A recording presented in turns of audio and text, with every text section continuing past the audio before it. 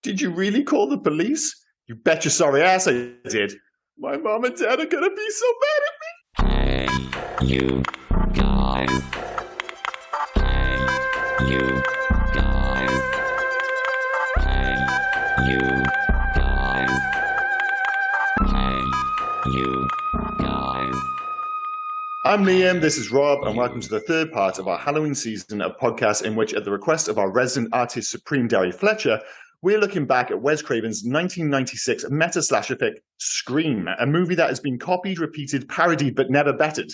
Make no mistake, this movie had a massive cultural impact back in 96 to the point that not only is it getting sequels 26 years later, but those sequels remain hopelessly obsessed with the 96 original. This remains the finest movie and one of the most consistent horror series of all time, even if Scream 5 is a bit rubbish. I made the mistake of watching Scream 5 in the build-up to this, and I know I mentioned it last week that I thought Scream is arguably the most consistent horror series around. Scream 5 really brings down the average, man. It really brings down the average. And I was like, why is it so bad? There are numerous reasons. The obvious one being that it's the only one not directed by Wes Craven for obvious reasons. But another one, and we can get into the details of that film, is the fact that it looks so ugly. And it got me kind of caught up in this whole, so many modern movies, big mainstream movies in particular, they just look unattractive. There's something about the use of CG and digital cameras. I was really concerned after watching that. I was like, am I going to go back and watch the original Scream and it's not going to be as good as I remember? Not only is the first film still fantastic, but it looks brilliant. And part of that, of course, is the directorial style of Wes Craven. But you go back to these mid-90s films all shot on film rather than all this digital nonsense, they just look better. Now, like I said, I've got loads of problems with Scream 5, but my God, that is an ugly film. And if anything, it brought so much attention to just how well directed this film is. Because, of course, everybody remembers the fact that it's this like really meta film and it had this huge cultural impact. But that was the big thing that stood out to me, at least, going back and rewatching it, is how well it's written, acted, and above all else, how well it's shot. You're going to tell me now, of course, that you don't like this film. Well, we'll get to why you're wrong with Scream 5 in a second. I do like We were watching Scream. Yeah? Oh, did I not mention that? No, well, you said Scream about 6 times in this. It's amazing how quickly my confidence just melts. I did see Scream about 72 times. All you have to say once is like, are we doing Scream? It's like, did I not mention it? That messes with my intro joke where I was going to go, what's up? Oh, and talk about Marlon Wayans and Sean Wayans because I thought we were watching a scary movie. Of course, Scary. Well, that is the thing is, Scary Movie, again, had such a big impact itself. Obviously, like the Scream franchise or any franchise, I suppose, it was diminishing returns with the sequels. Yes. Oh, terrible. But let's not get into the first one, though, like literally, I think its interpretation of Dewey has had an impact on what I think of Dewey in the actual Scream films. Yeah. Like in my head, I think of Officer Doopy or whatever they call him in the Scary Movie franchise. And then I watched this. I was like, yeah, he's a bit of a doofus, but David Arquette's kind of cool. It was Officer Doofus in Scary Movie. Oh, it was Officer Doofus, yeah. But I think it's had that impact, and I almost conflate the two at times. But that goes to show just how successful Scary Movie was. Yeah, right. Sorry, a shit joke was up. We'll move on. Right. Well, it's okay. We've already jumped into Legacy now with but that is the thing. This was so big that they made you think of like the later Scary Movie films. And they parody all sorts of films, don't they? Yeah. With the original one, obviously there's like little bits of other films, but they basically just parody Scream back to front. Like it's just a Scream parody almost. Yeah. It's ridiculous, but that's how big this film was. Well, like, but they had a lot with we're getting into Legacy with Scary Movie. They had because they did there in 2000. They already had the 3 films to bounce off. They already had Scream 1, 2, and 3. Yeah, but they were just working. They were working almost exclusively off the first, and it speaks to the franchise that nearly every other film in the series just works off the first film. I mean, that's one of the issues with the 5th film. This whole requel nonsense is basically it's just recreating the first film. And the biggest issue with that, of course, is that you invite direct comparison. And it compares so poorly. Right. And I see where I'm gonna need to rein you in, right? Because you watch Scream 5, I'm guessing after Scream. or before? Before Scream. Yeah, so I'm going to need to rein you in before it becomes the Scream 5 podcast. No, I don't want to do that. The thing is, all right, it's just because I mentioned it at the end of the last podcast, the fact that this series is so consistent by horror movie standards.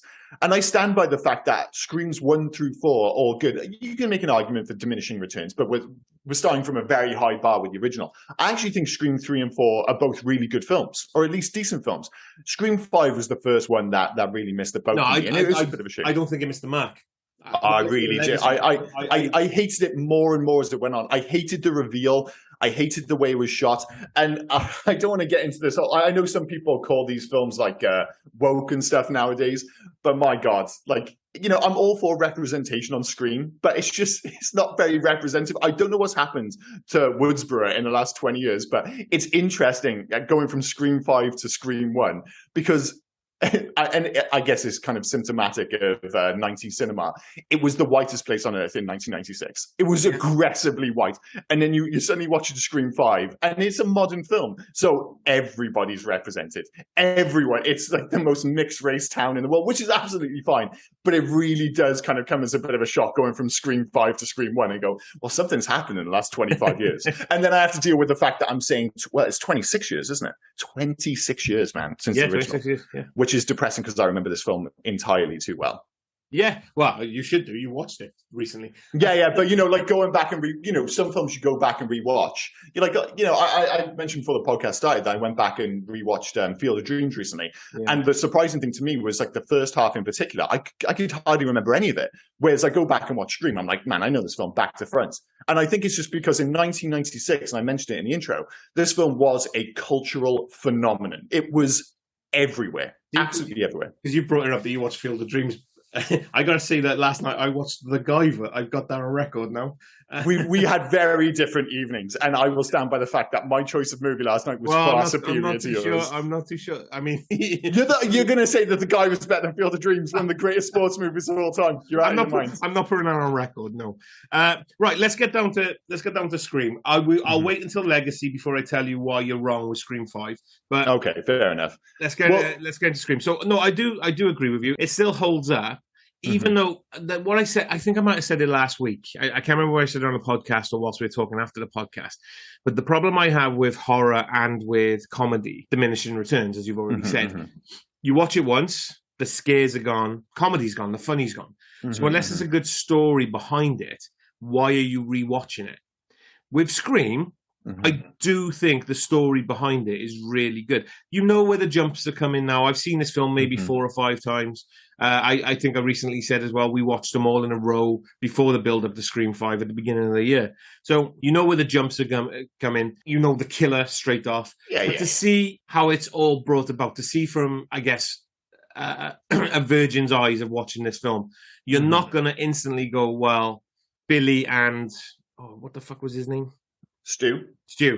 Billy and Stu were the killers. Do you know what I mean? You would never believe in a million years that Stu was... Well, that's the genius thing about this film. I mean, to bring it back to your point, I mean, that speaks to how good a film this is, because I absolutely agree with you. There are a lot of horror films in particular, which feel like a one and done. I think I mentioned last week that I watched Smile recently at the cinema. I'm like, I watched it at the cinema, there's a lot of jump scares, it's fine, I'll never watch it again. This more for, and I'm not saying it's as good as like The Shining or the original Halloween, but it's similar with The Exorcist. Like if you go back and watch like The Exorcist now, obviously that film's been parodied to within an inch of its life. It was made in the 70s. It's not scary anymore. If anything, apart, it's a little bit funny, but it's such a well-made film, so well acted and well written that you don't mind rewatching it, despite the fact that the scares are absolutely gone. The same, you go back and watch the original Halloween, it's actually quite quaint now, which sounds ridiculous for a serial killer, but the violence is so low key.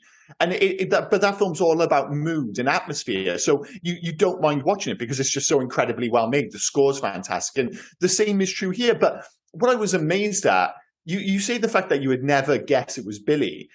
I guess the genius part of this film was the fact that, it's been done to death now with the sequels, but the fact that there were 2 killers, that was the thing you would never imagine, the fact there were 2 killers, and it allowed them to really play with, well, it can't be him because he's there, and it can't be him because he was there. And of course, the idea was that it was both of them. But this film makes it really takes you on a roller coaster, because of course I'm watching it and I'm like, is it obvious that it's Stu and Billy?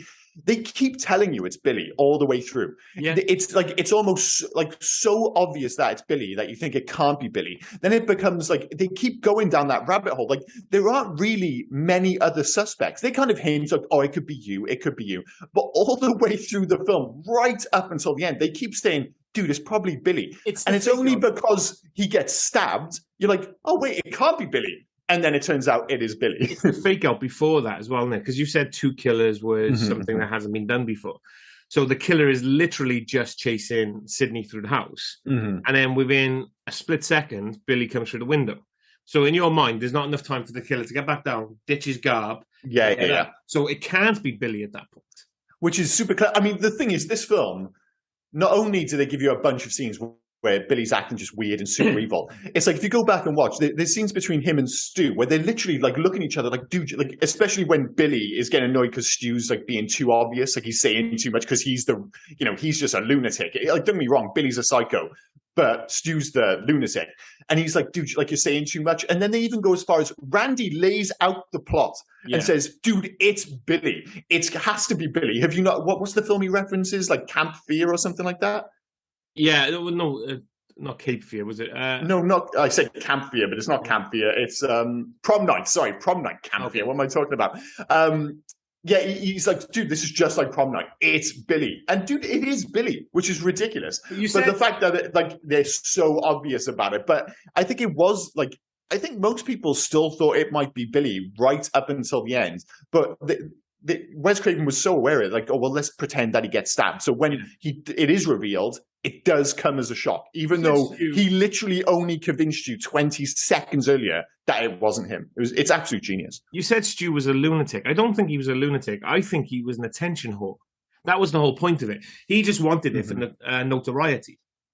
Oh, yeah, well, that's what I mean. But yeah, you still have to be a lunatic if you want that level of notoriety and you're willing to kill people. But I'm not trying to justify anything in any way. No, but that's what makes this film so interesting rewatching it, is usually now they like overthink kind of like why they're there, like why they're doing it, kind of the motive and stuff. But in this, you have 2 very different motives. Like, Billy, he wants to get back at Sydney because her mum like slept with his dad and stuff like that. And obviously he's still a psycho because to kind of cover his tracks, they quite ingeniously actually, because he knows if he goes right to Sydney, it might come back to him. And that's why they go through this whole elaborate plan of basically killing a whole bunch of other people. But of course, it's still like, mega insane. But then you've got Stu. He doesn't care about that. Like you said, he just wants the notoriety. So, you haven't got, usually you would have like 2 killers. They're both kind of intertwined and they both got this same kind of plan. Basically, it's like I think at one point he says, "Oh, I'm too sensitive." He goes on about peer pressure. I think there's something to that because you see at the end when Billy's really like telling him what to do and stuff. Like he's clearly the guy in charge, and he's been like dragged along for the ride. Yeah, 100%. He's the alpha. Sure, right. We've skipped over most of the film. Yeah, well, a lot of the film. We've gone straight to who the killers are. What this film did so well, even back in the 90s. Was you had someone with the star power of Drew Barrymore right at the beginning. Oh, yeah. You go, Drew Barrymore's in this film. Great. Wait, Drew Barrymore's dead already? Well, that's the thing. It's like people didn't know. It sets you off on just a cascade of, fuck me, if they can kill Drew Barrymore within 30 seconds of this film, where's this going to go? And then all of a sudden the Fonz gets killed. And I forgot the Fonz was in it, bizarrely. Yeah. Like, of course, as soon as I was like, oh, yeah, of course. As much as I say I remember this film, it just dropped out of my head that the Fonz was in it. But that was the thing. Like, if you looked at obviously there's the poster with like the close-up of the face, but the character posters all had Drew Barrymore front and center because she was the biggest star in this film. The only other film I can think of back in the day which did this, and it's not quite as impactful, was Steven Seagal and Kurt Russell. Executive Decision, where Steven Seagal was like front and center on the poster, and he gets killed off in like the first scene. But in this, like, there's nothing that comes close to like Drew Barrymore getting killed off at the start of this. And like you said, like I think everyone, like, you talk about a film getting your attention from the first scene. This absolutely does it. And one of the surprising things going back and seeing it is that that opening sequence with Drew Barrymore is so much like it's by far and away the most violent scene in the film. Usually they build up towards the most violent scenes. In this, like her boyfriend basically gets disemboweled. They disembowel him, yeah. She gets brutally murdered in front of her parents. Like it's it's pretty brutal stuff. And then the rest of the film, a lot of it is kind of like I know people get stabbed and stuff, but there isn't anything particularly gruesome for the rest of the film. Like there really isn't. I mean, the rest of the film just becomes a traditional slasher chase film. I mean, and what I've always liked about the Scream killers, because obviously there's different ones in each film, is the fact that they're imbeciles. Like you look at Michael Myers or Jason Voorhees, you could be at full tilt running for your fucking life, and they'll walk and they'll be right behind you because there's something mysterious about these killers. You look at Scream. And I mean, who killed? Whoever was in the party that killed Rose McGowan, getting smacked in the face with a fridge, getting beer bottles thrown at him, and he's a clumsy bastard. Yeah, the only reason he was able to kill her was because her ample bosom got stuck in a cat flap. Yeah, and they really do go to town on that bit, like because her nipples are very. Hard, should we say, in that scene? And it was like the camera really does zoom in and like look at her giant boobs as she's trying to like climb through the cat flap. And that is the thing. There aren't like, I think in that moment it is being self-aware.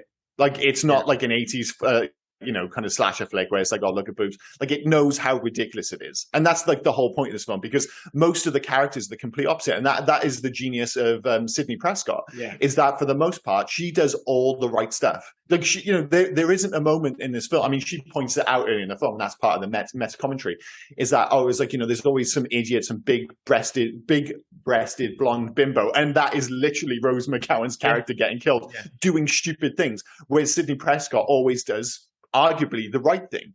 And like, that's a big part of what makes this movie work. Not only, again, is how well written that character is, but Neve Campbell, I'm not sure if it's Neve or Nev Campbell. I'm going to say Neve because it's got an E at the end. But she is so good in this film. And my God, I know I've talked about it with other movies about my crushes in the past. She is so goddamn pretty. Like, she is out, like, not in like a weird, sexy way. I'm talking about like, I just want to kind of hold her hand and go for a walk on the beach. That's how pretty she is. It's absolutely ridiculous. And have you ever done that with your wife? Yes, I have. I love my wife in very much the same way. But it's again, you talk about what a big deal this movie was back in '96. But for people of my age, like Neve Campbell was huge back then because of like the whole FHM Maxim thing. She was like a complete stalwart of the top 100 FHM sexiest women, like alongside Rachel Stevens and Louise Redknapp. Neve Campbell was always near the top of the list. But Jesus Christ, like I know that seems kind of like me just talking about how pretty she is because she is pretty, but she is legitimately fantastic in this film. She's great in this film. I mean, but then everyone is in this film. I think the way she stands up to Gale Weathers, and we'll get into Gale Weathers. We'll get into the relationship between them as well in a second. I just wanted, because I've seen this film a number of times. I watched this film twice. I said I've watched this film previously for the build up to Scream 5. So when I popped this film on again before this podcast, this episode, I wanted to actually do something I've never done before and try to figure out who was behind the mask for each killer. Yeah. So I've written this down. So bear with me because it's quite long, but see if you agree with me. So we had Drew Barrymore and her boyfriends, Casey and Steve. You're trying to figure out who was the killer.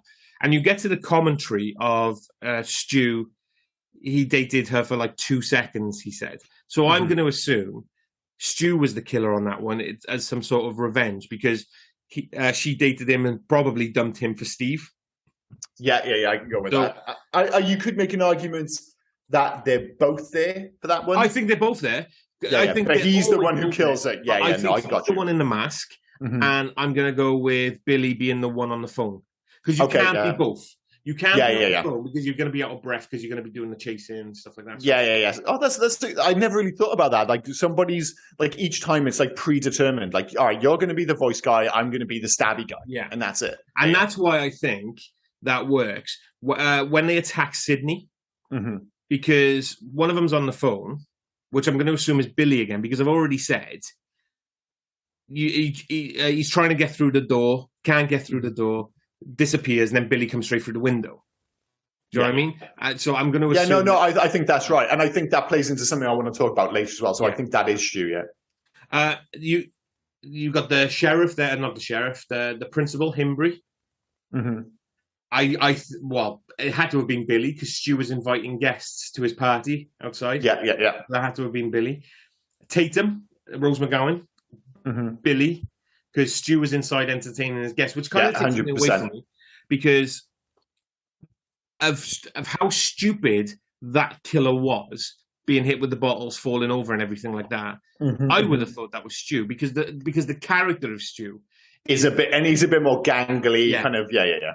And then the one sneaking up on Randy, I think that was Stu.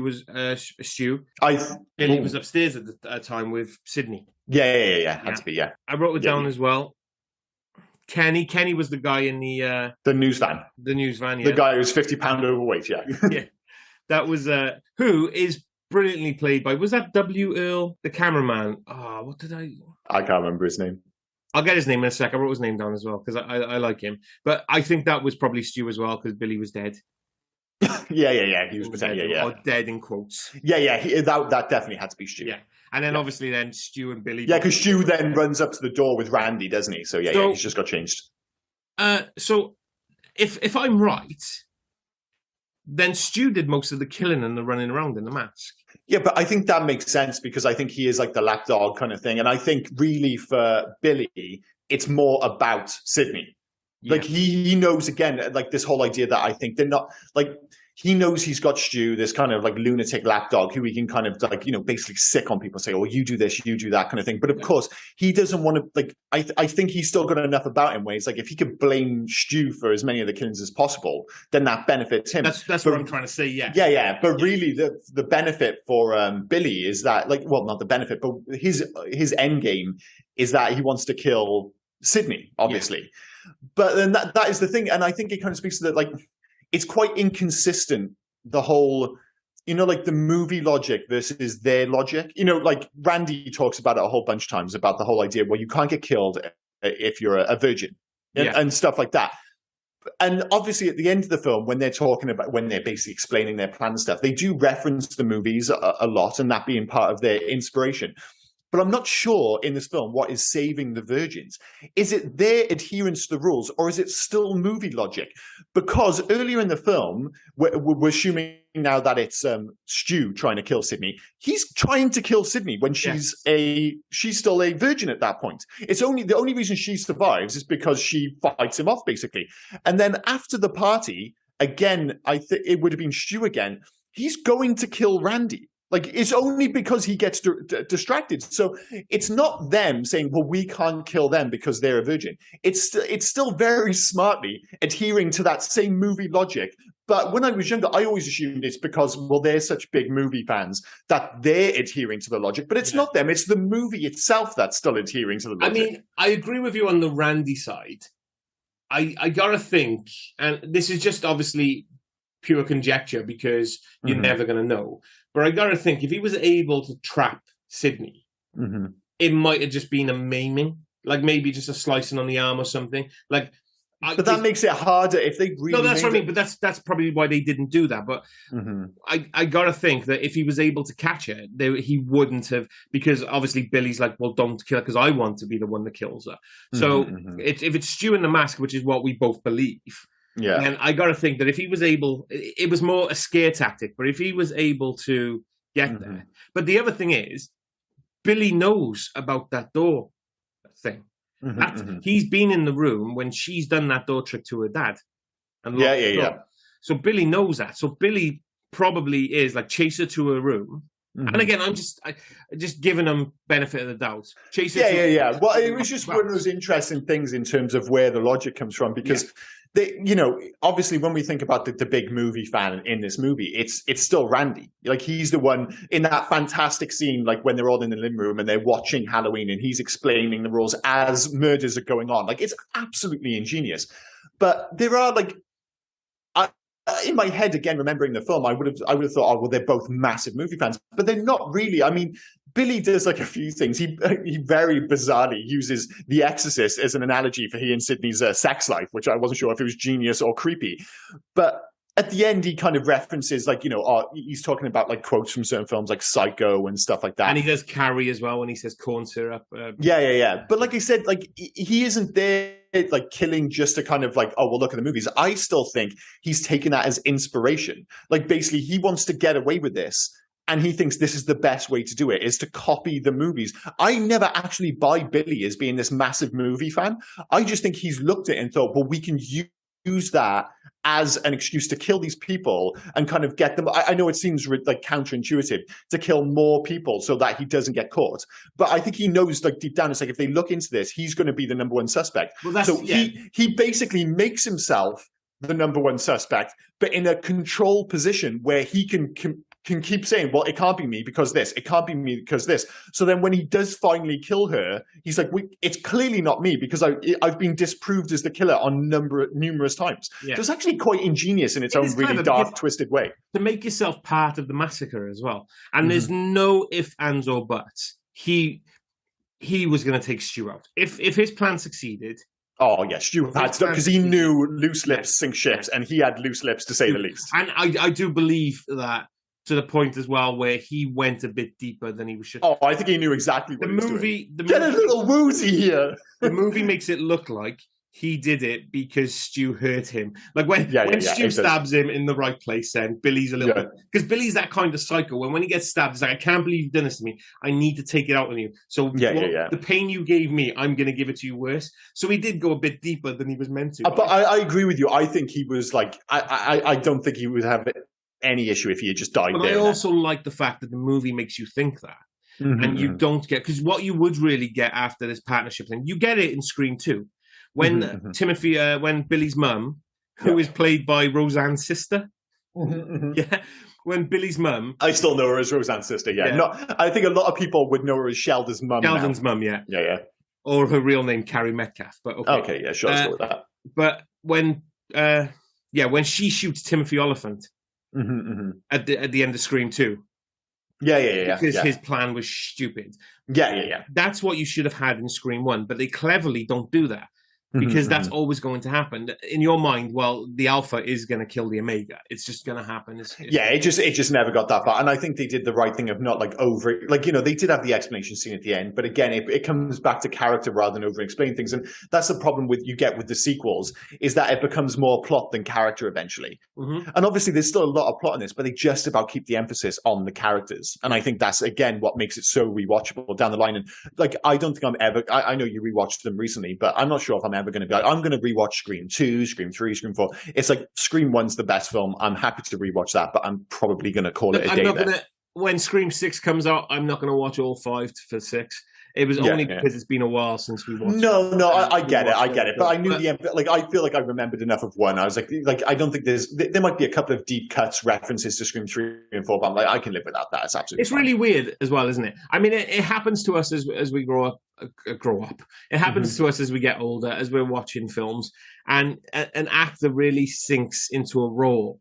And you think, oh, okay, that's a good. And then you watch older films. You go, fuck me, he's been going since the 90s or the 80s. Really weird to see Liev Schreiber. It really is, because now I think of him as, this kind of like, I wouldn't say like a massive star. He's kind of on the verge, but he's had like big. He's a powerhouse. Oh, 100%. So when you first see him in this, in the quickest thing ever, it's like a TV moment, isn't it? Yeah, it really is. And obviously he gets his moments.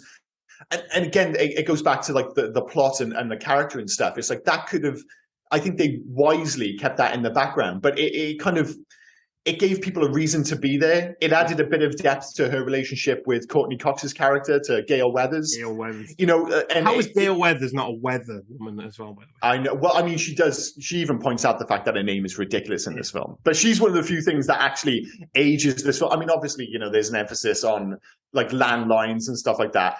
But it's really odd things that age this film, like Courtney Cox's lime green suit. or like young girls wanting to see Tom Cruise's penis. I don't think anyone's saying that in 2022. There's the reference. Remember the rumor about the gerbil in Richard Gere's ass? Yeah. They referenced that. Everyone knew that rumor growing up. That was the rumor. It's like, oh yeah, dude, I'm pretty sure he put a gerbil in his ass. Where did that start, and why did it have such long legs? I don't think kids my age really cared about Richard Gere, but everyone knew about the fucking gerbil in the ass thing. It was bizarre. Or remember maybe the fact about that. And Rose McGowan was dressed as a member of the B-52s. Let's make no mistake. But those are the only things that really aged this film, I thought. Because other than that, everybody is dressed like kids dress now. Everyone's dressing like kids from the mid to late 90s. You had Nev Campbell. I mean, say what you want about 13-year-old me. I was all over Rose McGowan. You really? Yeah. Well, I don't think that's aged particularly well. She's a fucking lunatic, reason. Oh, she is a lunatic now. Let's be fair. Yeah. Whereas Neve Campbell is still like absolutely adorable. 13-year-old me watching Scream. I get it. I get it. Yeah, Okay, but I was a man of culture, you know. I was just like, you know, that's the thinking man's choice, Neve Campbell. That's for sure. So, let's be clear. You would go. That was all boobs. That was all boobs. You were a man of culture, and I was just a deviant. Is that what you're saying? Yeah, that's exactly what I'm going for. Oh, one other thing that aged this film is Drew Barrymore's lipstick. That's just the most 90s lipstick ever at the start of this film. I don't know how to explain it. I'm sure my wife could explain better than I why that lipstick just screams 90s. But that kind of like very kind of soft brown lipstick. It's just 90s. I'm sure it's come back now, but I don't know. Whatever. I can't really remember the lipstick.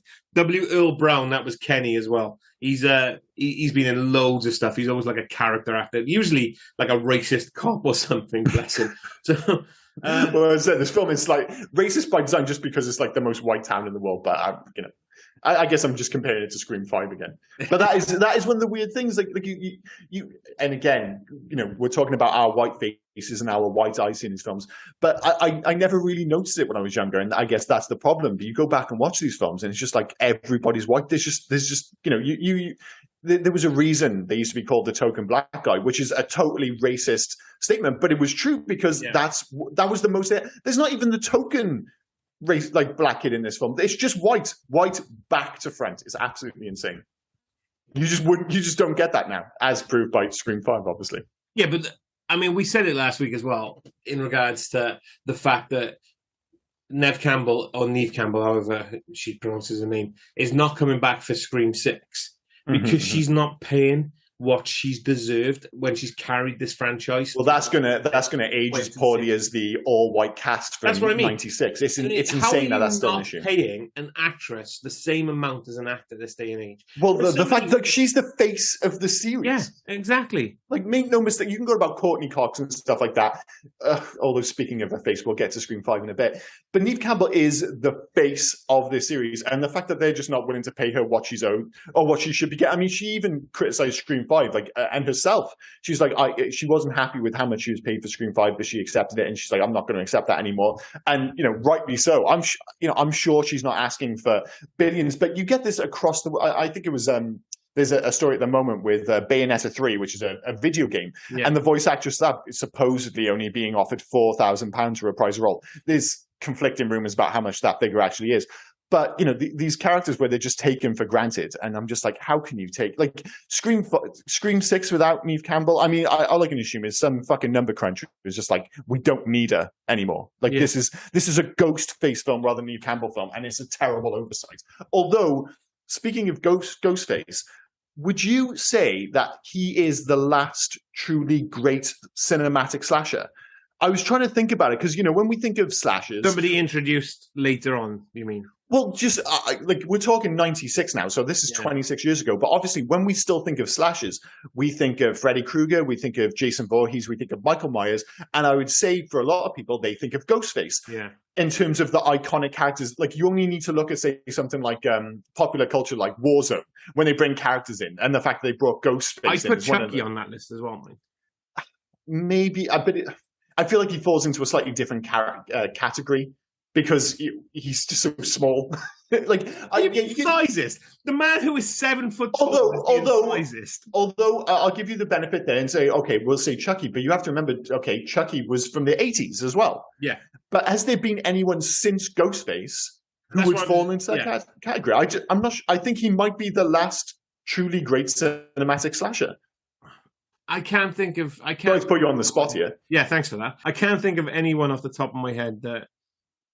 I can't think of carries anyone, that. which is crazy because again, the fact that this film's 26 years old. But also, the other genius thing about, and obviously we've mentioned this kind of like one way or another as we've gone through the podcast, but the genius of Ghostface is the fact that it can be anyone. Like narratively, if you want to have a sequel to Nightmare on Elm Street, to Halloween's blah blah blah, you've got to keep finding excuses to bring the character back, other than Halloween 3, of course, but that's a story for another day. But in this, it can be anyone. Like that is literally the genius. That's Ghostface isn't the killer. Ghostface is just an outfit. Yeah, and that's what the sequels tell you. But I think as well, one of the reasons for him being, as you said, one of the last great cinematic slashers is the fact that after you get to the 2000s, nobody's making a new original idea anymore. Everything has become a remake or an extended sequel or a legacy sequel to these slashers from the 80s and the 90s. You're not getting any new. And the thing is, even this was meta in '96, which is absolutely insane. The fact that it was already kind of like poking fun at itself or meta or kind of internally looking in on itself 26 years ago suggests that maybe I don't know, but now I know we've talked a lot about, or we certainly did last week, about the new Halloween trilogy and the fact that it is trying to do something different, but fundamentally it's just bringing back that traditional slasher. So the world clearly isn't against the idea of a slasher movie, because despite its twists on the genre, the new Halloween trilogy is a traditional slasher trilogy of movies. I'm going to say trilogy so many times. But they refuse to come up with a new character. Like maybe the closest thing to it is perhaps not Hocus Pocus, what the fuck? Jeepers Creepers. Really got my movie wrong then. Yeah. But that's more of a movie monster. But other than that, I guess horror movies have changed, and it's like if you're going to do an old school horror film, then you've got to have old school characters, and that's the end of it. Which is a bit of a shame. That's the thing as well, and that's why you're getting Scream 6 and Halloween 45 and all these other ones, and we're gonna every 5 to 10 years we're gonna remake. I think Halloween is one of those horror films that has been remade so many times. At one point, didn't fucking Coolio kill him? Yeah, but that wasn't wasn't that? That was Busta Rhymes. Sorry, Busta Rhymes. That was a direct sequel, wasn't it? Because was that Halloween H2O or Halloween Resurrections? But Laurie Strode was in those movies. Yeah, no. So it was the one after both of them. Oh, well, I thought he was in one of the ones with Jamie Lee Curtis. No, that's LL Cool J.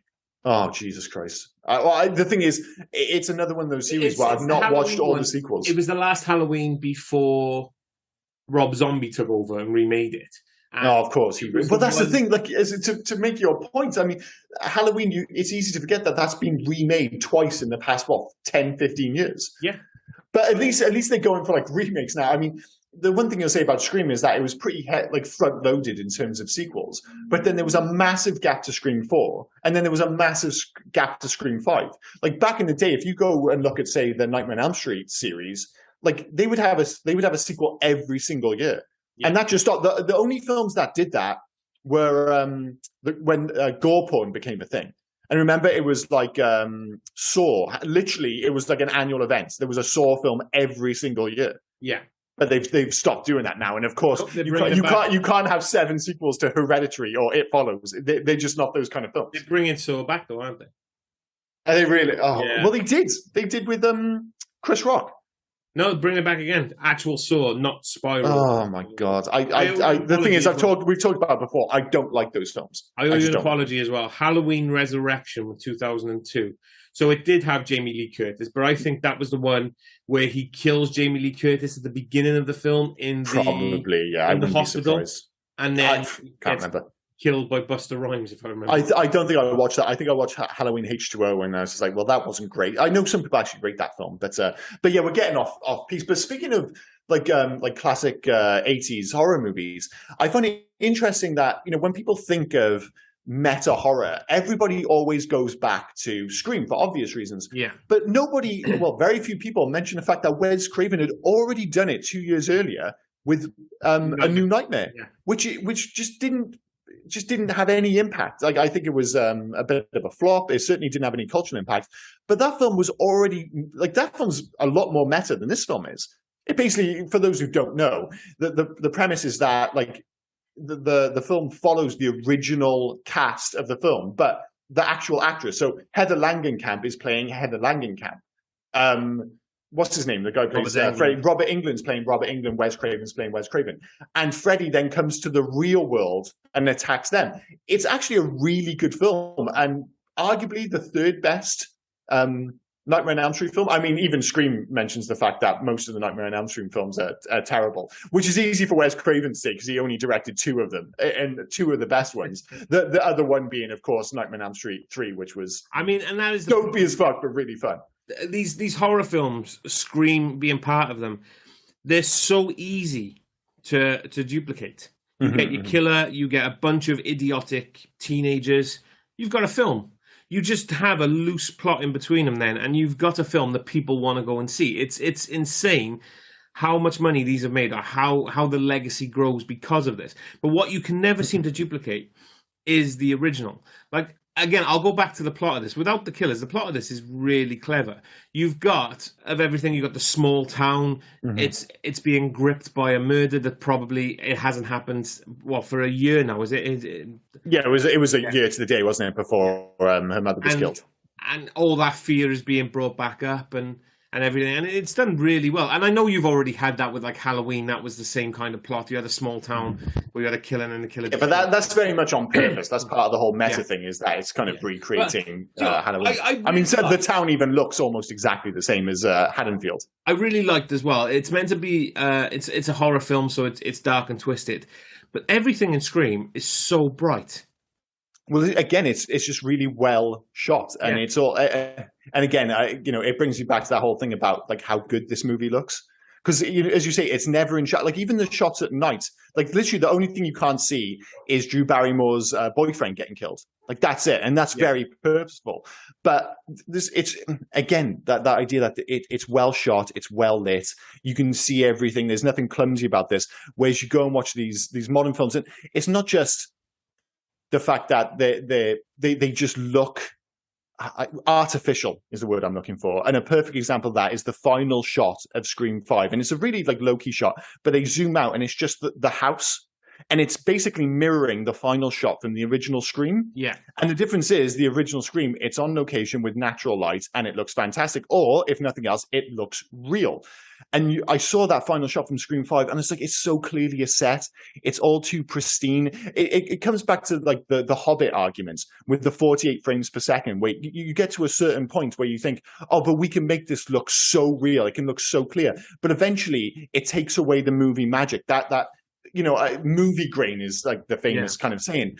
But that barrier between you and that world where you're like, oh, I'm watching a movie, whereas that, even though it looks super clean, it was like looking through a window. And instead, I'm just suddenly very aware that I'm watching a movie. And that's my issue with some of the sequels, or more specifically, a lot of modern movies, that they just look bland.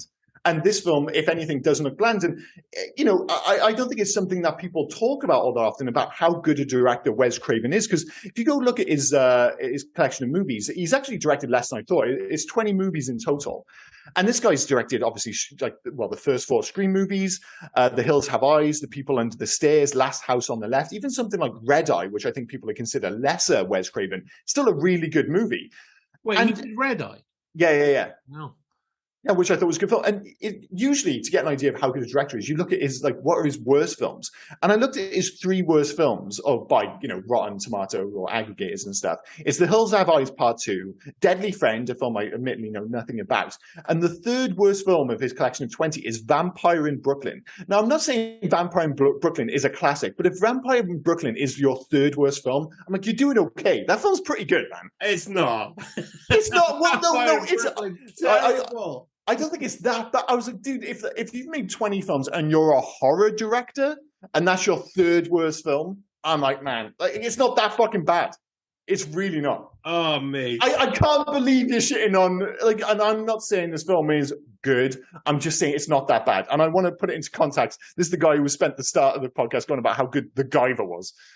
Yeah. Guess what we're doing next week, by the way? We're not doing The Guyver. We're not doing The Guyver.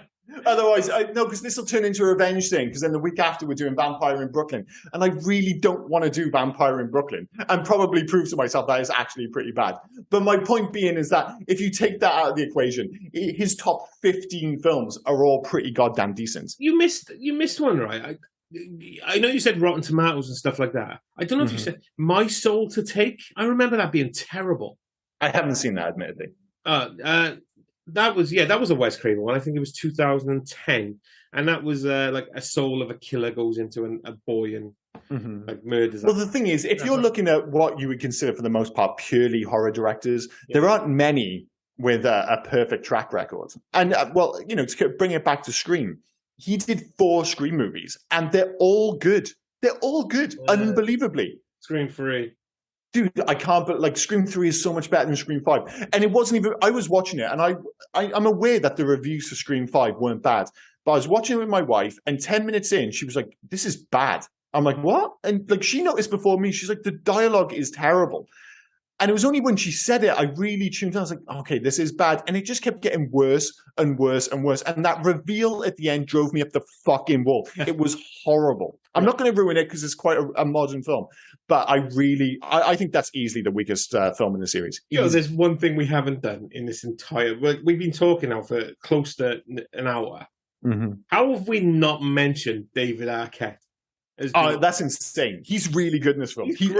Actually, just to be clear, he's easily the best thing in Scream 5. Easily the best thing in Scream 5. I absolutely love the fact his hero theme is John Travolta's villain theme from Broken Arrow. Oh, it's fantastic. He's got such... Do you know what it reminds me of? I know it's Broken Arrow, but it always oddly reminds me of Twin Peaks. Yeah, it just has that vibe to it. Yeah. It really does. But yeah, Dewey, he's the best thing about Scream 5. And it, again, Scream because 5? of it, Scream, whatever you want to call it. He's the best thing about that. Oh, no, I'm on about from Scream. Let's talk. No, he's great. I'm just saying, like, he's like one of the characters that comes out unscathed. He's good in every movie. Yeah. But in this, like, and again, one of the things I think people don't really talk about, this movie is quite funny at times, and it can be quite sweet. His relationship with Gale Weathers is quite sweet. Yeah. You actually root for Dewey in this film. And again, because of what happened to David Arquette afterwards, obviously he's had a troubled few years. He had his weird thing with wrestling. I mean, watch the documentary. No, it's unbelievable. Don't watch the documentary. Watch him have a death match with Nick Gage. You know, I'm probably one of the only people who knows who Nick Gage is. Nick Gage wrestles for GCW, and he is notorious for being a deathmatch wrestler. He had his, I think, femoral artery cut once, and he died on the way to the hospital, and then came back to life and wanted to finish the match. Like, they brought him back to life. Well, let's be clear. He almost killed David Arquette in much the same way. He basically stabbed him in the throat. His favorite weapon is a pizza cutter. He runs a pizza cut. And it's not like, oh, wrestling's fake, blah, blah, blah. Watch a death match with Nick Gage. They're hitting each other with light tubes. They are taking the end of a light tube, a jagged end, and jabbing it into your head. Well, that is the thing. I mean, it is so violent. Fair play to David Arquette. He finishes that wrestling match, but you can see, like, in the moment, he's panicked, like, oh, I'm in trouble here. Yeah. But, I guess we can get into wrestling things, a whole separate thing. Of course, it's fake, but, like, people forget that these guys are stuntmen. That's what they are. They're stuntmen with panto attached. And some of the stuff they do is, every so often, I go back and just watch Shane McMahon jump off the top of that cage through that table. Yeah. It's fucking, I don't care how tough you think you are to do that, and I don't care how, of course, it's staged to within an inch of its life, but you have to still, in front of a huge crowd, live, jump off the top of the cage. There's not enough money in the world for me to do that. But that's it. I would never do it. You say that about Shane McMahon, and I know you said there's not enough money in the world, right? But you said that about Shane McMahon doing that in WWE, right? Which he's clearly bringing in 6 figures, maybe 5, 6 figures. Yeah. Oh, these guys, yeah. You look at Nick Gage, who's bringing in probably 3 figures. Oh, he's doing it for the love of the game. Yeah. That's what he's doing. Same. But my point being is that these guys are, at the highest level, at the most kind of like, censored level, I suppose you'd call like WWE in terms of just like, mainstream kind of attractions. What they're doing is still amazing because you're talking about kind of high wire, like live acts. Yeah. But these guys, I mean, it is just violence, and I know it's staged to an extent, but it's still like, you're looking like, I don't fancy that one fucking bit. It would still hurt, make no mistake.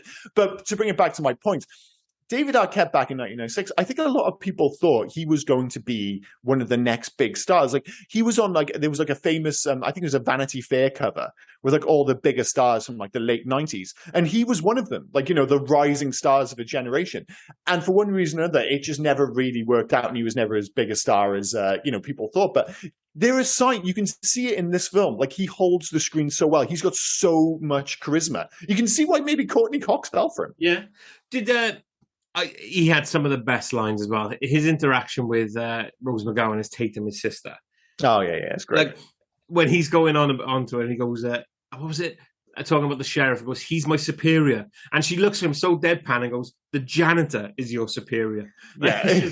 Well, that is the thing with, again, his character. Like, he should just be a flat-out laughing stock, but his character is so likable that you still stay on board with him.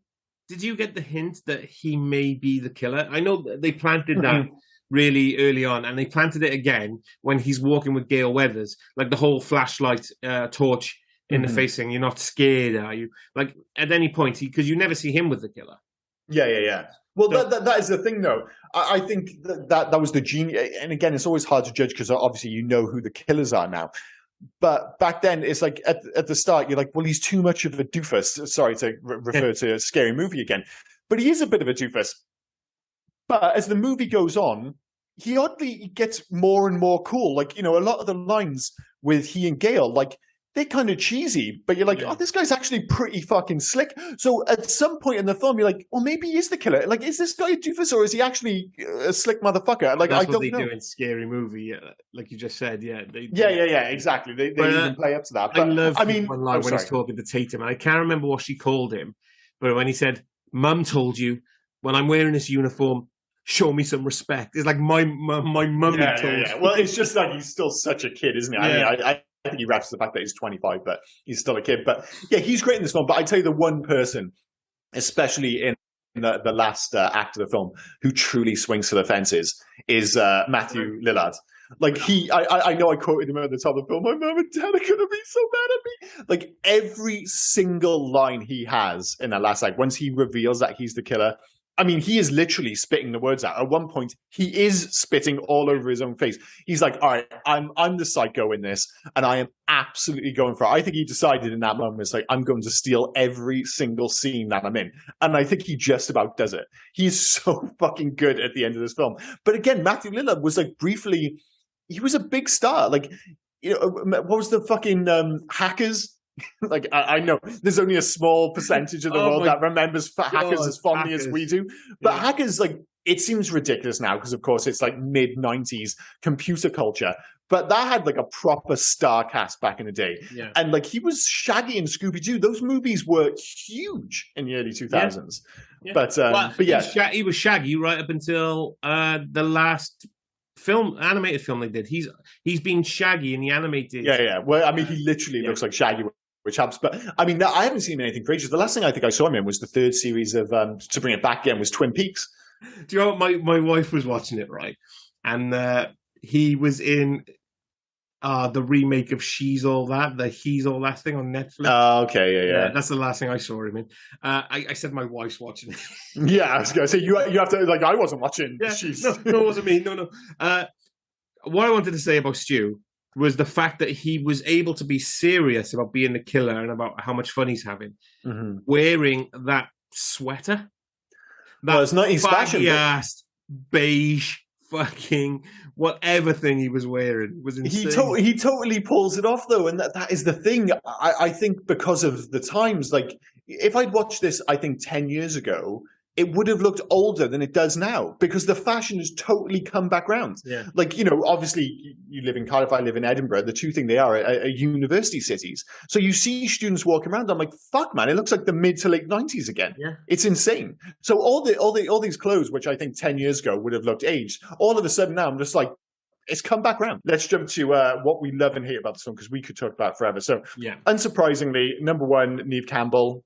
Everything about, the fact that I was totally in love with her back in the mid-90s. But like, jokes aside, she is a fantastic actress and she is really good in this. And I think she's what holds it together. And that is fundamentally, outside of all the meta stuff, the thing that makes it work is she is the heroine who does everything right. She's the complete opposite of what the usual heroine would be in these movies. Wes Craven's direction. I mentioned the fact that, this film, not only am I saying it looks good, I'm saying that it looks much better than most modern movies. And Randy being a movie dork before it was cool. Like nowadays, like everybody's a movie dork. I mean, we've got a podcast. There's a million movie podcasts. But back in like 96, it wasn't cool to be a movie dork. He was one of the, he was there before fucking Quentin. Well, no, not before Quentin Tarantino.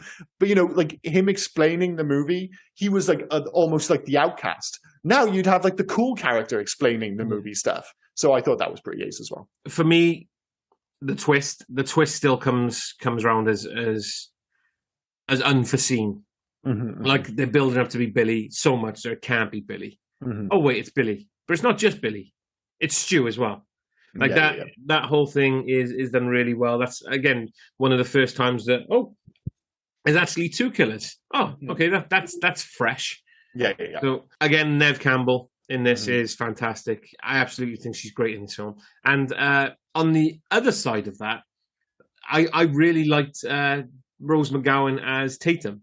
Like her whole thing about you always got these, as she called them, bimbos running up the stairs or doing, and then she starts doing it. I think I said to you last week. Well, she's literally, we mentioned earlier, the fact that she is, they're making fun of that character while she is literally being that character. Like, it wasn't just like the director being egregious. Like he knew what he was doing with that shot with her boobs being so prominent. The fact that she is blonde, the fact that she's the one who always has a belly on display, the fact that she does everything wrong in that. And that's not why I've added that to my loves, just FYI. Okay. Oh, okay. Fair enough.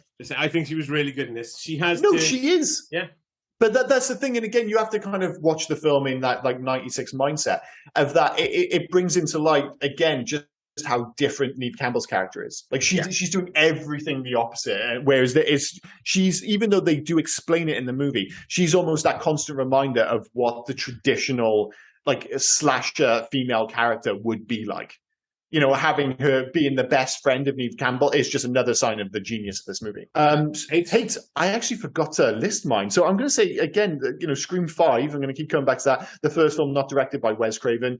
I know it's... times. No. We've said this. You can't add sequels to your hate of this film. You can't do it. There are so few things... Okay. It's all going to be like weird visual stuff. So I'm going to say Gail Porter's like lime green suit. Like, I've mentioned the fact that some of these things have aged surprisingly as well, yeah? Which one did I say? Gail Porter. Oh, Gail Porter. I'm just talking about 90s stuff now. Yeah. Gail Weathers' lime green suit. A lot of the stuff in this film, because the fashion's come back around, is aged pretty well. I don't think anyone's dressing like Gail Weathers in this film at all. What else? The lipstick I've already mentioned. I'm not sure about that either. I'm gonna have to have a think about this. All the stuff I've got listed is basically about Scream 5. So you go, you list your hates. I'll see if I can think of something better. I had trouble listing them. To be fair, I like it's not the fact that it was done. It's not the fact that it's a fantastic film and there are no hates, but it's just an interesting film. It's fun to watch. So, to think of anything that I would list as a hate would be petty. Well, that is the thing. They've become petty. Okay, I've got actually a couple. The fact that you look at this film and rewatching it, I would have thought that everybody would have gone on to be a massive star, and it just didn't happen. Like you could even make the argument for Neve Campbell, who obviously had a moment, and there was the what was the film with the famous pool scene? Wild Things. Like there was that, but she never really had that long career as like a female lead. And then we've already mentioned the fact that David Arquette didn't go on to be as big as we all thought. Skeet Ulrich, who I thought we all thought was going to be the next Johnny Depp because he looks like Johnny Depp. He never had a massive career after this. Even Matthew Lillard, like, he did okay, but I just don't think any of the characters went on to have the massive career we thought they would. The only one who arguably did, bizarrely, was Jamie Kennedy, who I actually find quite annoying. And I don't think anyone kind of under the age of 20 will understand this, but around the kind of mid 2000s, Jamie Kennedy was a massive star because he had his own like TV show and all sorts. Yeah. Like, he arguably went on to have, albeit relatively brief, the biggest career of all of them, which seems absolutely insane. You said about Skeet Ulrich's career. Do you remember a film called Chill Factor? No, I do not. I'm guessing you do. Yeah, Of course you do. with Cuba Gooding Jr. Was it with Snow Dogs? No. Okay, I'm thinking of something else. Yeah, you're thinking of Snow Dogs. Yes, I am thinking of Snow Dogs. Is a film with Snow Dogs that is by chance called Snow Dogs? No. No, Chill Factor was about Cuba Gooding Jr. and Skeet Ulrich. They end up in this weird plot where a doctor gives them this explosive device that will explode if it reaches a certain temperature, so they have to keep it cold. So then you almost sounded like Homer Simpson explaining speed then. I think it's called the bus that couldn't slow down. so they go on the run from the government agencies who've turned against the government because they want to steal this thing. And it's just this weird action film. And I remember really enjoying it. Just to be clear, 9% on Rotten Tomatoes. Of course you watched and enjoyed it. Although in his defense, isn't he in is it Riverdale? Like I think Skeet Ulrich is in Riverdale, like a recurring character. Archie and Jughead thing. I don't know. No, Riverdale, isn't that a TV show? Which is like Riverdale, really... but it's based on the comics of Archie and Jughead. I have no idea. Yeah, I've never watched it. That's what was with Archie and Jughead. I see. From the comics. I know Archie and Jughead. I had no idea that was based on Riverdale. Yeah, I think Skeet Ulrich plays Jughead's dad. Oh, Jesus Christ. Yeah. Well, you obviously know more than me, but that show was like really big. So obviously he's still doing okay. But my point being is that few of them went on to have like massive careers. Bringing it back to horrors, he did. Me and my wife watched it in 2017. Escape Room, not the Escape Room you're thinking of, the big budget one. Of course, a much deeper cut than Escape Room. The 2017. I think it was like straight to DVD one where he's a guy in a failing escape room. He steals an ancient box from a pawn shop that he thinks would look good in his escape room that's cursed and ends up becoming the escape room. Then is a horror fest of somebody trying to kill him. Sounds fantastic. It is crap. Yeah, well, if you're saying it's crap, it must be really fucking bad. So yeah, we'll leave 11 hates there. Facts, I've not actually got many. I'm sure you've got a whole bunch, but the only one is like there's like a couple of cool nods in this film. Like there's Fred the cleaner who's clearly dressed like Freddy Krueger, and just after that, I think she says, "Oh, this isn't a Wes Carpenter movie," to kind of conflate he and John Carpenter, which I thought was actually pretty cool because I'm sure the two kind of got conflated quite regularly back in the day. But no, that's pretty much it. I mean, I know there's a lot more, but I'm going to let you get on with those. No, that's good. So the party scene, which runs for 42 minutes, was shot over 21 days. I thought that was insane. But that is the thing. I mean, we mentioned it's not just like, oh, that's a cool party scene. Like so many of the sequels, it all comes back to that scene. It's so well constructed. Jamie Kennedy was chosen for the role of Randy because he would improvise humor into his lines, which made Wes Craven laugh. Matthew Lillard was cast as Stu Matcher by chance after accompanying his then girlfriend to an unrelated audition taking place in the same building. Casting director Lisa Beach saw Lillard in the hallway and asked him to audition for the part. He got into the role with incredible ferocity. Ferocity. Well, yeah, I mean, again, speaking to the final act of the film, ferocity is probably an apt description of the way he acts in that final scene. So we said Drew Barrymore was in like the first 5 minutes of this film. It took her 5 days to shoot all of her scenes. So I thought it would be a day. We've got Drew Barrymore, but again, and run away. It keeps coming back to like how well crafted this film is. Like, you know, a lot of these scenes, you're like, oh well, Drew Barrymore, she's just in the kitchen. It was shot, you know, it'll only take a day, but you can see the time has been spent on these shots. Like, I had no idea that the party scene took that long to shoot, but now you see it, or you see something comparative. Like I said, I keep coming back to Scream 5, but where they basically recreated to a certain extent. And it just doesn't look as good. It's not as well crafted. I guarantee that didn't take 21 days. But it's to do with a horror director taking this very seriously, treating this as a labor of love. And you can totally see it all up on screen. Yeah. Roger Jackson, who we haven't mentioned, is the voice of the killer. I can imagine him ordering a pizza or something. Well, that was one of the things, you know, earlier, my much less scientific approach to who the killer was at any one moment, i.e. who was in the mask. I was trying to figure it out by their grunts. I was like, are they like? Can you tell by the way when they get hit, because they're always getting their ass kicked, aren't they? As Ghostface, so there's a lot of him going like of grunting. And I'm like, is that a Matthew Lillard grunt or is that a Skeet Ulrich grunt? And now I'm like, was it even them doing the grunting or was it someone? Was it just the guy doing the voice? I don't know. I don't know if it was like you say, like he does the voice, but did he also do the grunts? Oh, maybe. I don't know, but needless to say, I think I was more pointing out the fact that my approach to who was the killer, because I was thinking about it, who's the guy in the mask, and you're taking this really in-depth, thoughtful, scientific approach of, well, if he's there and they're there, it must be him. I'm like, well, the grunt sounded a little bit like Matthew Lillard, so it's probably Stu. What makes you think it was actually those actors in the suits?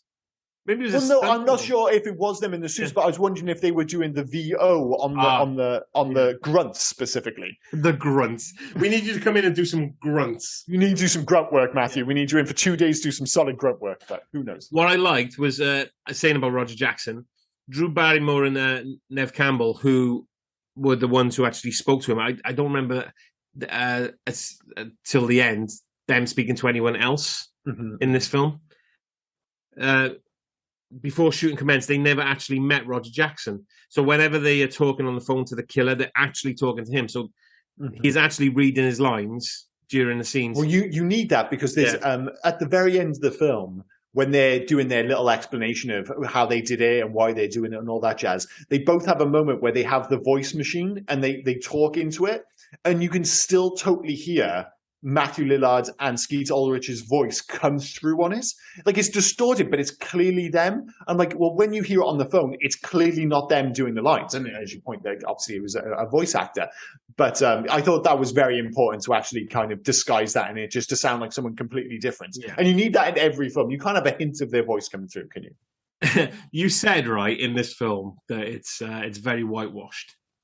Incredibly whitewashed. But that was the same case in all. You only notice it now because the equivalent sequels are the complete opposite. I think I mentioned before, I accidentally mentioned Hocus Pocus because we watched Hocus Pocus 2, and it's the same with Salem. And I went to Salem a few weeks ago, and I will tell you this, Salem is white as fuck. Like the whole northeast of America. Like you go up towards like New Hampshire, Maine, all that thing. The one thing that stands out, it's not just like in the movies, everyone there is old and white. And you go back and watch this film and Hocus Pocus, all these films, they're mega white. And then of course you watch the sequels now and you're like, well, something's changed quite dramatic in the last 26 years. For the better, admittedly. Wait. So again, right, you mentioned that the first film was whitewashed. Ghostface's signature black robe was going to be white, to make him appear even more like a ghost. This was changed when it looked like a Ku Klux Klan robe. Yeah, it really would. It really would. I mean, the thing is, you might get away with it because he was still killing white folk, but yeah, it's not a great look. No, all white, no way. This was originally titled Scary Movie. Yeah, which is absolutely ingenious. Absolutely ingenious. And it's one of the things we haven't mentioned. Sorry, just to bring it back. The suit is so simple. Like that is the genius of a lot of these like outfits of these kind of like memorable killers, like we mentioned there, like Mike Myers, like wearing the face of Bill Shatner. Like that's all it is. It's just a jumpsuit with his face.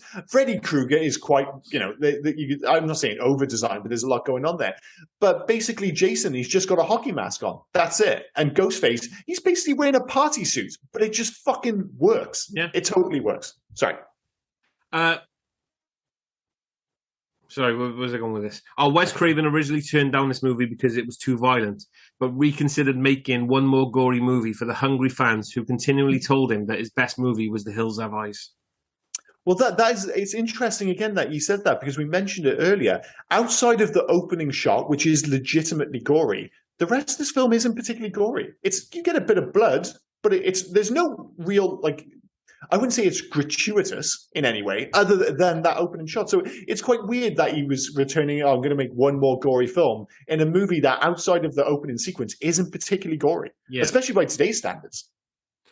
David Arquette revealed that he turned down the role of Billy in favor of playing Dewey, which was originally written as a hunky leading man part. Awesome. I'm so glad the way he played the way he did. Yeah. Again, arguably the MVP, outside of Sidney Prescott, who's the obvious one, he's arguably the MVP of the entire series. Nev Campbell was going to turn down the role in this because she was afraid of horror movies. But when she heard that her co-star Skeet Ulrich from The Craft was going to appear, she agreed. I forgot they were both in The Craft. Oh yeah, of course he was. Yeah. Well, again, one of those films I have very fond memories of, but when I suspect hasn't aged, like that might feel very mid-90s. I'm going to assume. The best part about that film was Fairuza Balk. She is.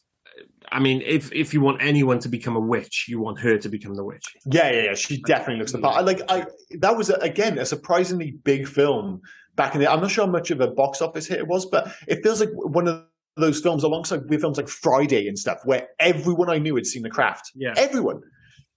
Another film that couldn't get away with it, given a legacy sequel not too long ago, called The Craft. The Craft, but nobody went to see it. I mean, part of the charm is that it's just so mid-90s. Yeah. Fox Mulder was in it, wasn't he? Was he in The Craft? Yeah. I can't remember his name. David Duchovny. Fuck.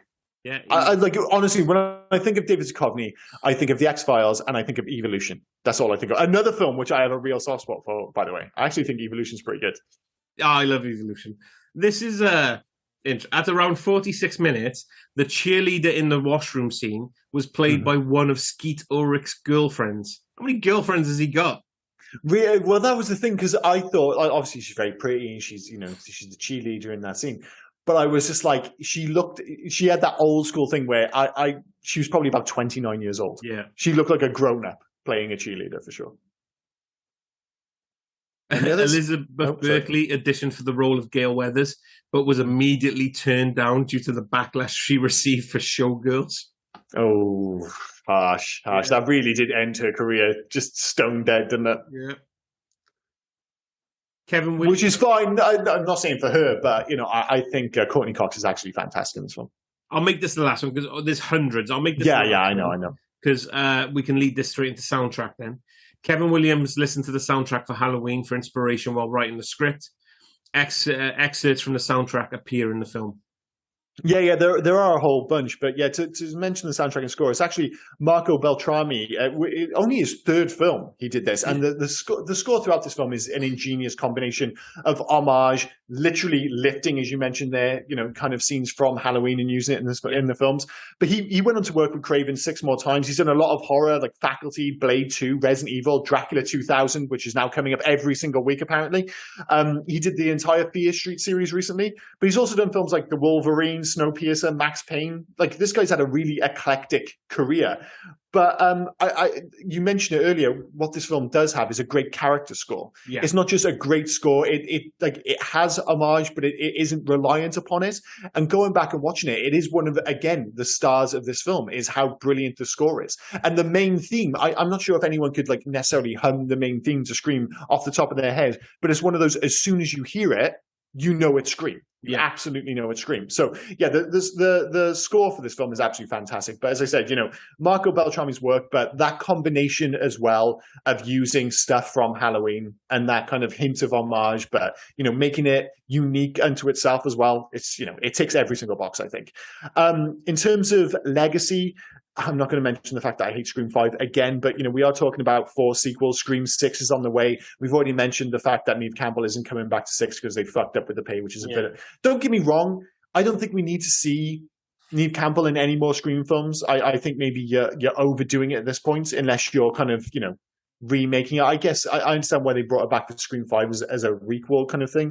I am of the mindset that if you're going to do another Scream film, you kind of need to do something new at this point. You can't just keep fucking referencing the first film. They need to stop bringing her back. Like, I think she's great. I think she's fantastic. But at some point, it's like either kill her or let her get on with her life. Like, yeah. It would almost, like, as good as she is, even in the last film, that whole, like, it's hardly she even says, like, again, she's supposed to be the smartest girl in the room kind of thing. She says as soon as nothing's going to get me back to Haddonfield. Yeah. It is Woodsboro. I'm mixing up with Haddonfield. I'm mixing up with Halloween now.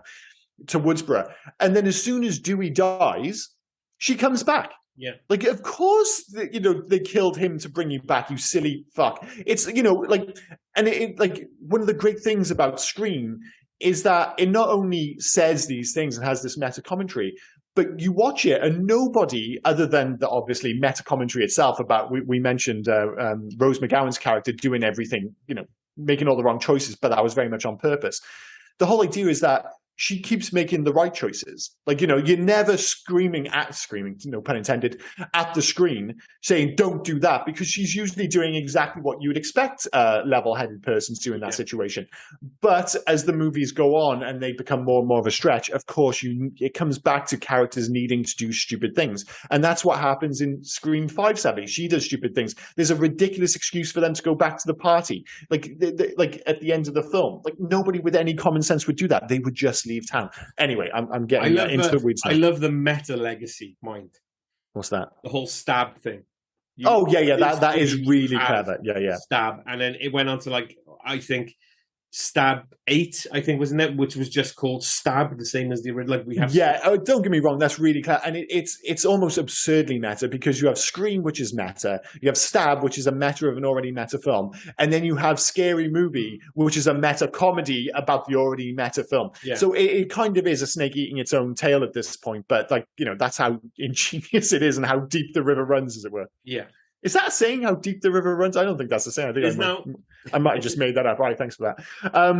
I think you could make an argument for this being Wes Craven's best movie. I really do. I think it's that good. I think it's between this and the obvious ones being The Hills Have Eyes and the first Nightmare on Elm Street film. As much as I love A New Nightmare, I think it's probably between those three. But I think you could make an argument that Scream might be the best of the bunch. And the fact that this guy has two of the most iconic horror movies of all time on his CV is just unbelievable. Like, you're lucky to get one. The fact that he's got Nightmare on Elm Street and Scream, absolutely insane. Are we talking directed? Yes, directed, yes. Because to me, the film that he wrote, which I think is the best, is The People Under the Stairs. I mean, it's weird. I think we mentioned it before that a lot of my friends were massive fans of it. And I was always like in the same way you were to an extent, I was probably arguably the movie guy amongst my friends. But it was one of those films all my friends had watched, but I never watched. And I watched it years later, and maybe I missed the boat. And I was like, it was fine. I don't think it belongs anywhere near the same conversation as Nightmare on Elm Street and Scream, personally. But did he direct that as well? No, I said wrote. Yeah, no. I had it in my head that he actually directed that film. No, he only wrote it. Okay, my apologies. But yeah, I think that film's decent, but I'm not putting it in quite the same category. Oh, I love it. And I think we've mentioned, the parodies and obviously the scary movies, and they were massive movies unto themselves. But it's like it's all become conflated. We mentioned, I've almost conflated Dewey with Officer. I'm sorry. He did direct it. I thought he did. Sorry, yeah. My mistake. He did direct. That's quite right. What was the other thing? So now, even though it doesn't actually have anything to do directly with Scream, when I think of Budweiser, I can still kind of trace it back to Scream, even though it really only traces back to Scary Movie, which is quite bizarre. But that is the level of cultural impact we're talking here. But yeah, I could go further down the line. But I think most people, when they think of Scream, they think of the movies, obviously, and the many sequels and the subsequent parodies. I will go on record. I've already said it because you've bashed Scream 5 quite a lot. Now we're in Legacy. Mm-hmm. I don't think it was as bad as you made out. And a lot of people agree with you. I enjoyed it. I thought it was good. I do think they didn't need to bring Neve Campbell back, but not for the way that she's not coming back in Scream 6, which I've already said. Mm-hmm. And the paying her is wrong. But you need to go on a new direction. I kind of liked the direction they were trying to go with this, and as you've already said, you're not going to spoil it, but the reason why the killers have now come back is to do with the fact that they want to, because they're fans of Stab, which again, legacy within legacy. Yeah. See, you're rolling your eyes, but I thought that was quite good. It was okay. Like the concept's fine, and I like the whole recall thing. And if anything, if ever there was a reason to bring back Sidney Prescott and Gale Weathers, it is the fact that this is a requel, and the fact that it references, like, conceptually, I don't actually think this is a bad film.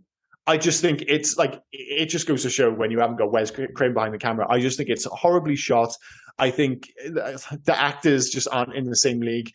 As I said, I thought the reveal at the end was very forced by comparison.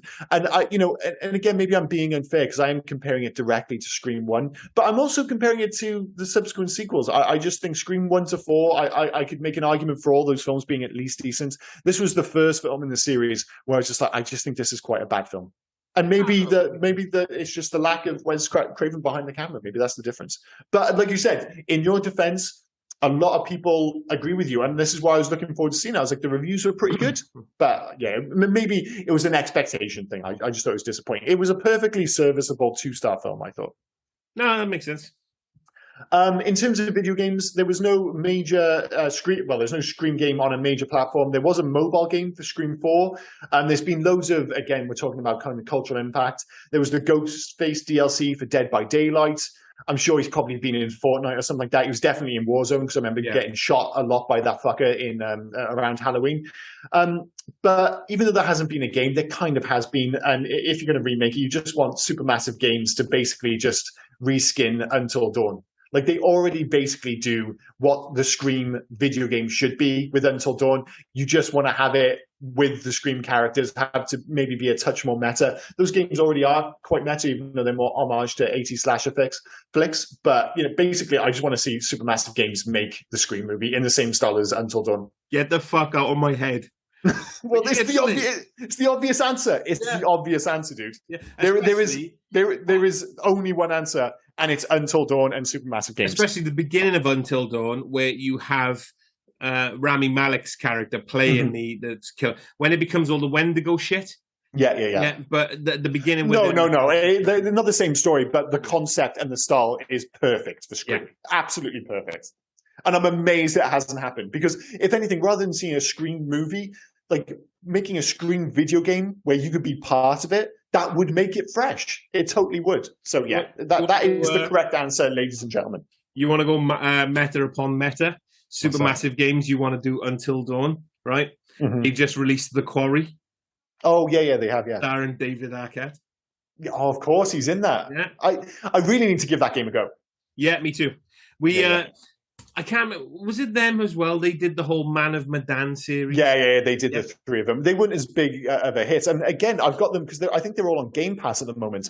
So I really should give them all a go. But I've just got me and my wife played the Man of Medan, and we're going to do the others. The Dark Pictures anthology, I think. Yeah, that's it. Yeah. And what's really good is, because my wife's not much of a gamer, she likes watching the stories when I'm playing.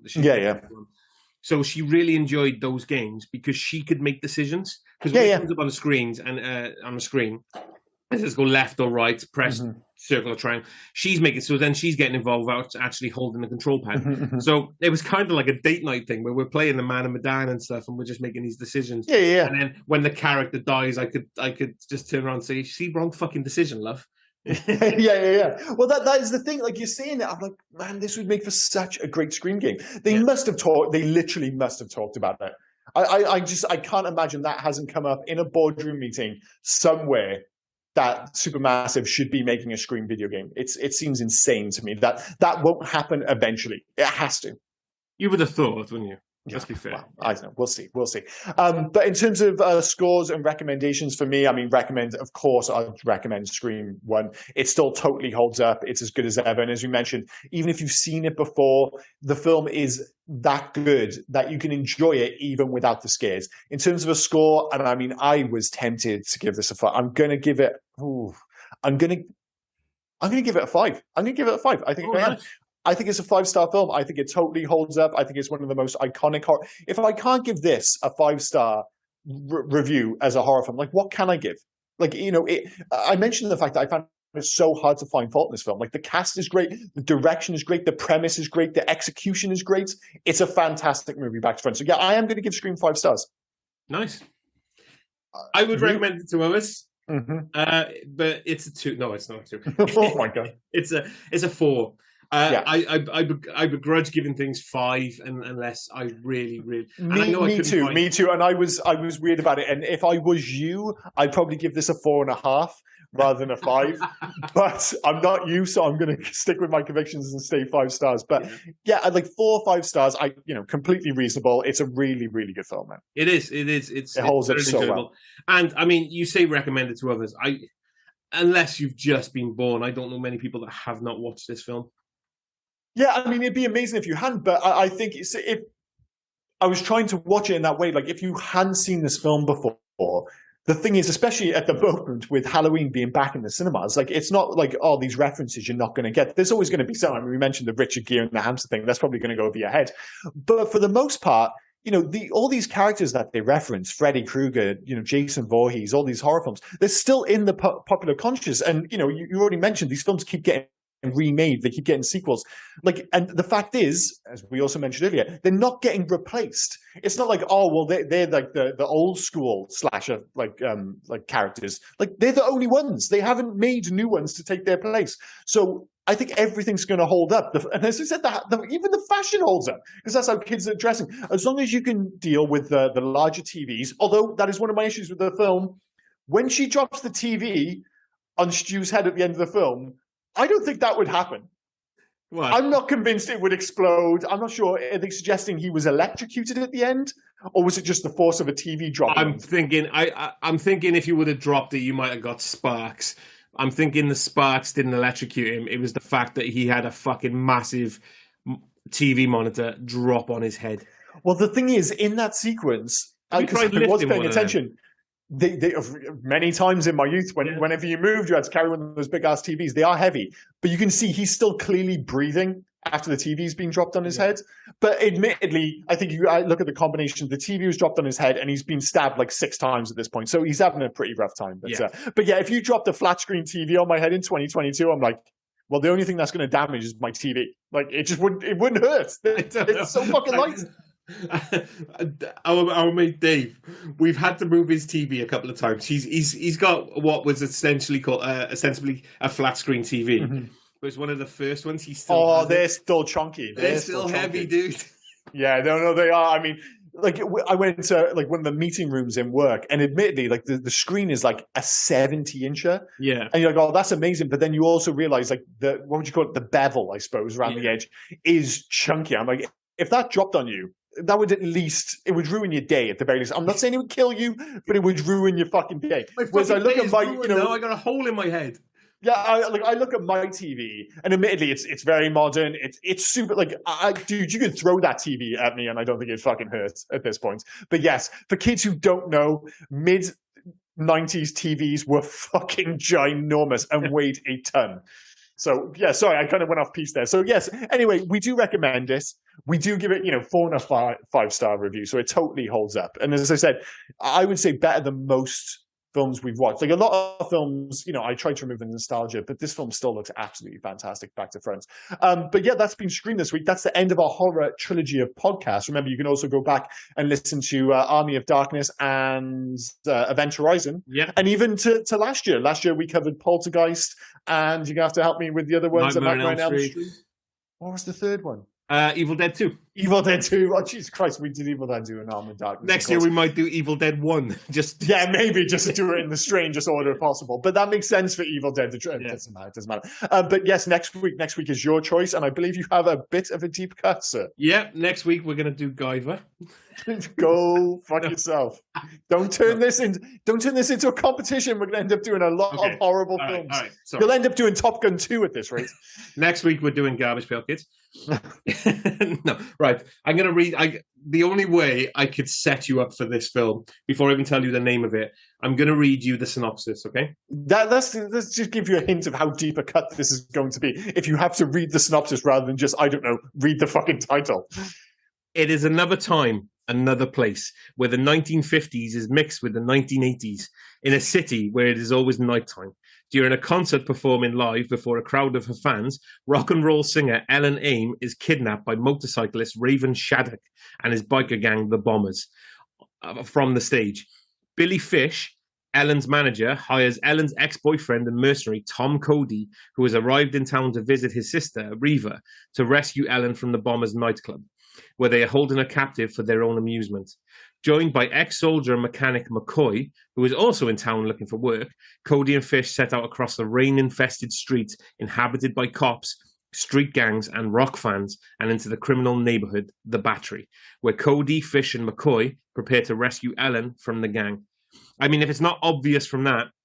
It's not at all. I have no idea what we're doing. We're doing 1984's Streets of Fire, directed by Walter Hill. I mean, the thing is, I don't know anything about this film other than the synopsis you provided. But Walter Hill, he's a good director, and this film does have a pretty decent cast when you look at it.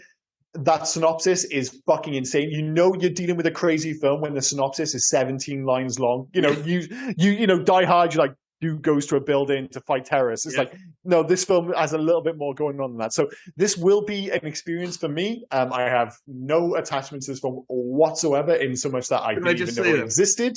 So this could be fun. Or it could be terrible. Who knows? I'm so happy. I know you are. You're grinning like a Cheshire cat. Yeah. But I mean, the thing is, this film has pretty good reviews though, right?